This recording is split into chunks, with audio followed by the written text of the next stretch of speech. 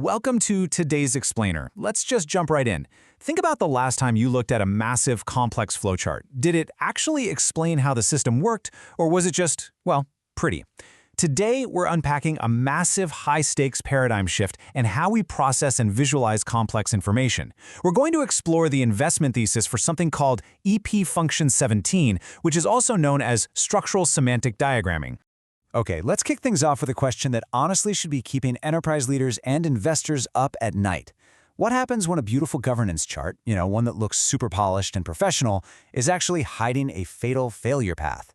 Imagine an AI safety protocol where the chart looks completely foolproof, but in reality, there's literally no visible mechanism showing what triggers a system shutdown.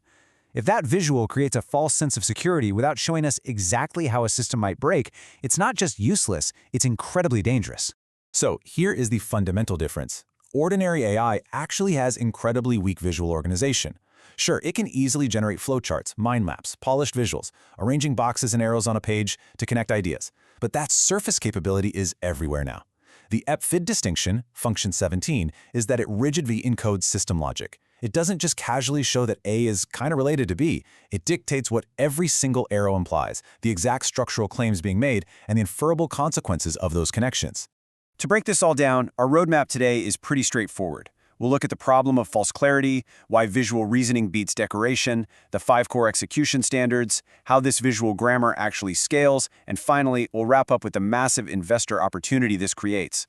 Let's start right off with that first point, the very real problem of false clarity. Because the core danger in modern enterprise workflows is exactly this dangerous illusion.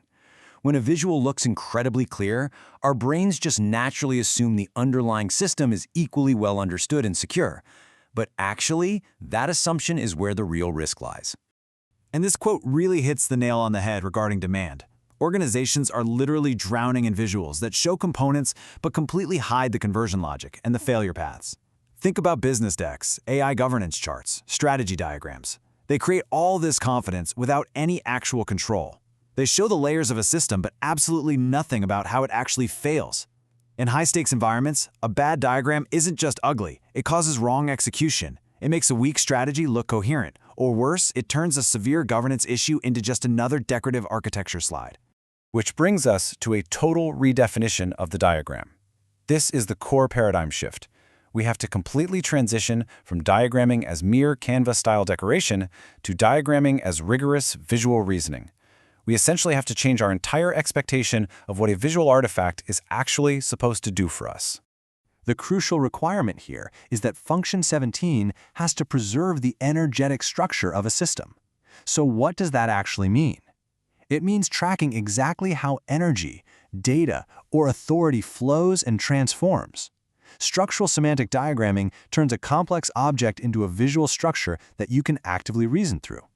It decides exactly what mechanism transforms one state into another, what stays inside the system boundary, what gets excluded. In this framework, an arrow isn't just a line connecting two shapes. It is a structural claim that must be justified. It represents movement, resistance, conversion, or stabilization. The distinction is super fascinating when you look at it in practice. Regular AI diagrams often just organize concepts visually, right? Which might look polished, but it can easily hide entirely wrong relationships. While regular AI treats arrows as mere decoration, EP diagrams are judged by a much stricter standard. The visual path must perfectly match the structural path. It exposes the actual, testable mechanisms of a system. It definitively shows the source, the barrier, the control point, and the correction path. So how do we actually build this? Let's step into the engine room and look at the 5 execution standards. We need to see what an EP diagram must actually do to be useful under real pressure. Because, let's face it, just drawing more images doesn't prove anything. Execution is only proven when a visual completely prevents misunderstanding. Using a strict rule of 5, we can see the exact mandatory tasks an EP diagram must execute to make a system fully auditable. First up, define the boundary. You have to know exactly what is inside and outside the claim. Second, represent the path. Now, this isn't just a flow of data. It's the route of energy, value, authority, attention, or information. Third, identify the conversion mechanism. You literally have to show how an input becomes an output. Fourth, expose constraints and barriers. What actually blocks or distorts that path? And fifth, make consequences inferable. You should be able to deduce exactly what happens if a control point fails. If a diagram looks amazing but fails to preserve these 5 elements, it fundamentally fails as an EP diagram. Now, you might be wondering, how does this actually scale?